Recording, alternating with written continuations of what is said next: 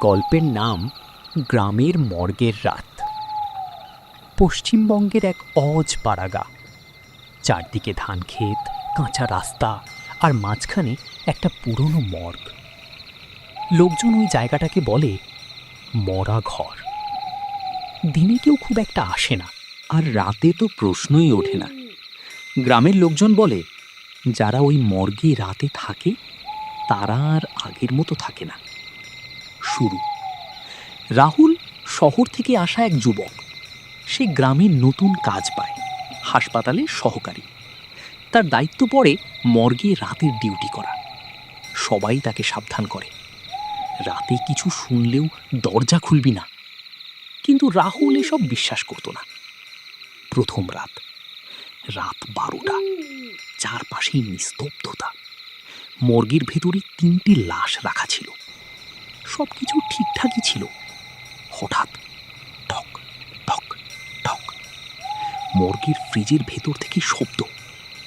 রাহুল প্রথমে ভাবল হয়তো ইঁদুর বা কোনো যান্ত্রিক সমস্যা, কিন্তু শব্দটা বাড়তে লাগলো। ঠক ঠক ঠক। এবার যেন কেউ ভেতর থেকে ধাক্কা মারছে। ভয়ঙ্কর মুহূর্ত। রাহুল ভয় পেলেও সাহস করে ফ্রিজটা খুলল। ভেতরের লাশটা আগের জায়গায় নেই। তার শরীর কাঁপতে লাগলো। ঠিক তখনই পিছন থেকে ঠান্ডা একটা কণ্ঠস্বর, আমাকে কেন? রাহুল ধীরে ধীরে পিছনে তাকালো। একটা বিকৃত মুখের মৃতদেহ, চোখ দুটো পুরো খোলা, আর ঠোঁটে অদ্ভুত হাসি। শেষ দৃশ্য। পরের দিন সকালে গ্রামের লোকজন দেখে মর্গের দরজা খোলা। ভেতরে ঢুকে তারা যা দেখে তাতে সবাই স্তব্ধ হয়ে যায়। মেঝেতে পড়ে আছে রাহুলের নিথর দেহ, আর ফ্রিজের ভেতরে 3টে লাশের জায়গায় এখন 4টা দেহ।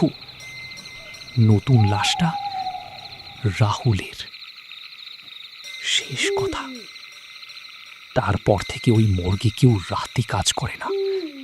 লোকজন বলে রাতে যদি কেউ দরজায় ঠক ঠক করে কখনোই খুলবে না, কারণ হয়তো সে আর মানুষ